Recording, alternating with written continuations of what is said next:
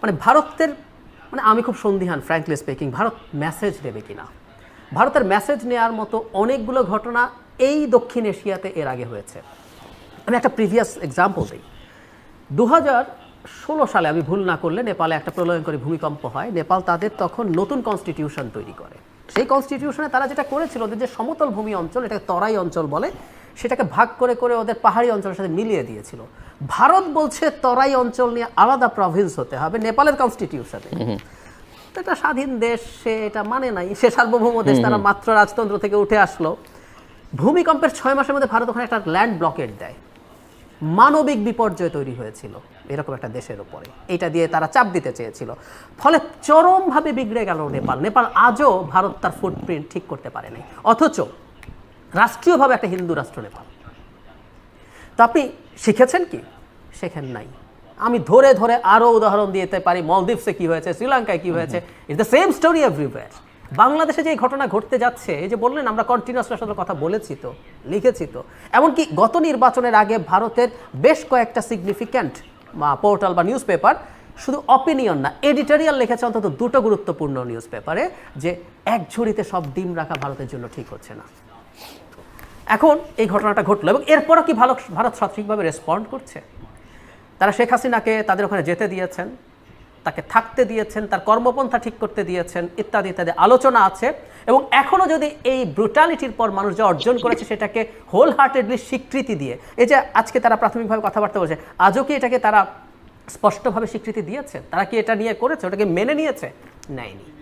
আপনি যে কথাটা বলছেন আমি একমত আপনার সাথে, এবং আমি একটা কথা প্রায় বলি, সেটা হচ্ছে জিওপলিটিক্স একটা আলোচনা আছে, you can change your friends but you can't change your neighbour. Fine, আমরা ভারতকে পাল্টাতে পারবো না, ভারত বিরাট দেশ, বিরাট পাওয়ার, ফ্রেন্ড পাল্টাতে পারি। এই কথাটা কিন্তু উল্টো দিক থেকেও সত্য, ভারতও বাংলাদেশকে পাল্টাতে পারবে।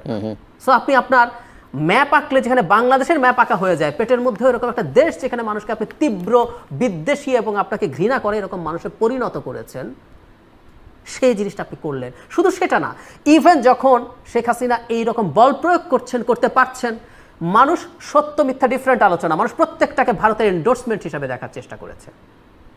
মানুষ মনে করেছে তার সাপোর্ট আছে বলে এই ব্রুটালিটি চালাতে পেরেছে।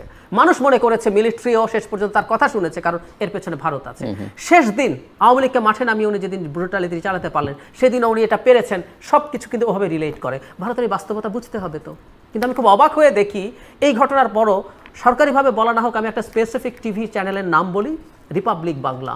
এটা অত্যন্ত, অর্ণব গোস্বামীকে আমরা খুব ভালো মতো চিনি, তার অধীনের, সে কীরকম বিজেপির প্রোপাগ্যান্ডার মানে একদম গোয়েবলস বলতে পারি আমরা, তারা বাংলাদেশকে দেখাচ্ছে। এবং আমি বেশ কিছুটা দেখলাম, মানে এইরকম ঢঙে কোনো নিউজ প্রেজেন্টেশন হতে পারে আমি আসলে ধারণা করতে পারিনি। একটা ছোট উদাহরণ দিই, শেখ মুজিবুর রহমানের মূর্তি ভাঙা হচ্ছে, তুলনা করছেন বামিয়ানে। আমাদের মনে আছে তালেবানরা যখন প্রথম পাওয়ারে আসলো, পাহাড় কেটে বানানো যে বৌদ্ধ মূর্তি ছিল, বুদ্ধ মূর্তিগুলো ভেঙেছিল তারা, সেটার সাথে তুলনা করছেন। মজাটা হলো এই জায়গায় এখানে কি পরিমাণ অর্ধসত্য আছে এবং কিভাবে ম্যানিপুলেট করার চেষ্টা আছে। উদাহরণ দিই, তালেবানরা মনে করে কোনো মূর্তি থাকতে পারবে না, ভাস্কর্য মানে মূর্তি থাকতে পারবে, তারা সব ভেঙে ফেলেছে। এবং সত্যিকার অর্থে বামিয়ানের বুদ্ধ মূর্তিগুলো ভেঙে ফেলা পৃথিবীর হেরিটেজের জন্য একটা মারাত্মক ক্ষতি।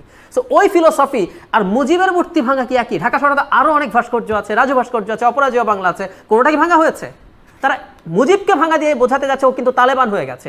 অথচ আপনি প্রতিটা রিভলিউশনের পর, ম্যাস আপরাইজিংয়ের পর, প্রিভিয়াস যারা থাকে, সোভিয়েটের পতনের পর, মানে লেনিনের অর্জন, তার নেতা হিসেবে অবস্থানের তুলনায় শেখ মুজিব কি? লেনিনের মূর্তি তো ভাঙা হয়েছে। সাদ্দামের পতনের পর সাদ্দামের মূর্তি ভাঙা হয়েছে। আমি ফান করে বলি, নর্থ কোরিয়াতে এখন সবচেয়ে বড় বড় শাসকদের মূর্তি আছে নর্থ কোরিয়াতে। কিম জং উনের বাবা এবং দাদার, কিম ইল সুং আর কিম জং উন, এই দুজনের বিরাট বিরাট মূর্তি, যুগল, বাবা ছেলে, মানে তার বাবা আর দাদা। ওর পতন হলে প্রথমেই ওগুলো ভাঙবে তো। সো এটাকে এটার সাথে রিলেট করার কিছু না, কিন্তু তারা এটা নিয়ে প্রোপাগ্যান্ডা করার চেষ্টা করছে। কোনো কোনো জায়গায় হিন্দুদের উপর আক্রমণ হয়েছে, যে কারো উপর আক্রমণ বিভৎস ব্যাপার, আমরা এটাকে কন্ডেম করছি, কিন্তু অনেক ক্ষেত্রেই না ঠিক এক্সাজারেশন। এবং আরেকটা কথা আছে, শুধুমাত্র যে এটা কমিউনাল পয়েন্ট হয়েছে নট নেসেসারিলি। হিন্দুদের মধ্যে কিন্তু অনেকে ট্রেডিশনালি আওয়ামী লীগ করেন, লোকজনের কিন্তু ওই খবরের বহিঃপ্রকাশ হয়েছে। কিন্তু আমরা বারবার বলছি, আওয়ামী লীগ হিন্দু যে রকম হোক, এবং আপনার এই দৃশ্য কিন্তু দেখছি, যেটা সামনে আসে না, যে মাদ্রাসার ছাত্ররা মন্দির পাহারা দিচ্ছে, বাংলাদেশে মন্দির পাহারা দিচ্ছে, প্রচুর সামনে এসছে, এগুলো করে। তো তারা এখনো, আমি যে কথাটা আসতে চাইছিলাম, তারা এখনো এই প্রোপাগ্যান্ডা তৈরির চেষ্টা করা হচ্ছে এবং তারা এই কথাটা বলছে যে বাংলাদেশে জঙ্গিরা ক্ষমতায় এসছে, জামায়াত ক্ষমতায় এসছে, জঙ্গিরা ক্ষমতায় এসছে, কথা রিপিট করছে। গণভবন ভাঙা নিয়ে যখন এই কথা বলছে, শ্রীলঙ্কার রাজাপাকসের বাড়িতে একই ঘটনা ঘটে নাই? Did they say this? আমি ভালো খারাপ ডিফারেন্ট বলছি। শ্রীলঙ্কা কি বলেছে ওখানে জঙ্গিরা ক্ষমতায় এসছে? এই কিছুদিন আগের ঘটনা। ওখানে বেডরুমে ঢুকে জিনিসপত্র নেওয়া, পোস্ট তোলা, সুইমিং পুলে সাঁতার কাটা, এভরিথিং হ্যাপেন্ড। তো এই যে ভারত এখনো একই কাজ করছে, আমি এটাকে ওদের ঐতিহাসিক স্টুপিডিটি শব্দটা আমি জেনে শুনে ব্যবহার করছি।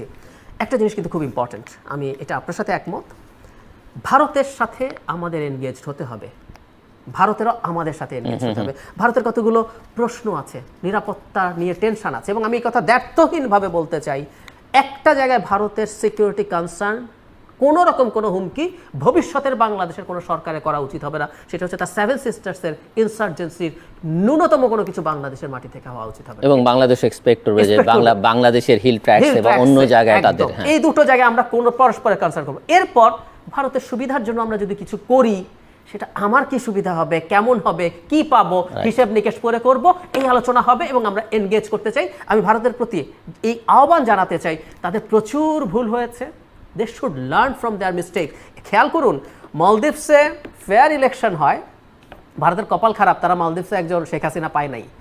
মানে এর আগের যে ইনকামবেন্ট প্রেসিডেন্ট ছিলেন আবু আবদুল্লাহ সালি, ভারতপন্থী, কিন্তু উনি গণতন্ত্রকে সম্মান করেন, উনি নির্বাচনটা জেনুইনলি দিয়েছেন। একটা ইস্যুতে প্রেসিডেন্ট নির্বাচনে মৈর্যু জিতেছে, সেটা হচ্ছে ভারতকে ছাড়তে হবে, ভারতকে খেদাবে তারা।